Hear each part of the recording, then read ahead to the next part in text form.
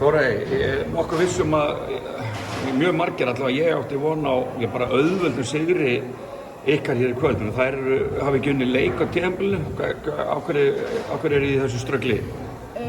Við vorum bara eitthvað ekki spila okkar leik og við áttum svolítið erfitt með að spila bara vörnina okkar svona gameplanið.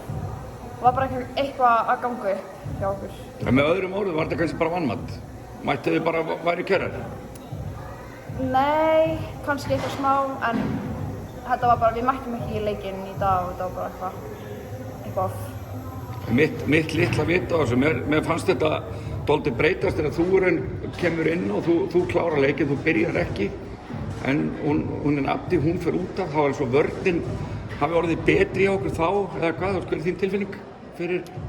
Já, Allra eigna þér þessa endurkomu? Já, ég var bara á bekknum og sá, þú veist, vörnin var ekki, en ég var bara tilbúin að koma inn á og spila alveg vörn, þannig þetta bara gekk allt í einu eitthvað hjá okkur og bara... Þannig að það var eins og vörnin bara kemist í gangi á okkur eftir það? Já, vörnin, við byrjum að spila alveg vörn, þannig þá kemur sóknin, sko. Já, það vill eiginlega alltaf haldast í hendur. Já. En segð mér hvernig er fyrir þig að vera leik undir stjórn pabba gamla? Bara vön því? Já, vönnin, sko. Ég er bara alveg vönn. Já. En hvernig svona líst þér á bara framhaldið? Þið hafi verið, já, svona meðal bara bestu liða í vetur og hvernig lítur framhaldið? Það hafi verið gott fyrir ykkur að fá Emilí tilbaka eða ekki? Jú.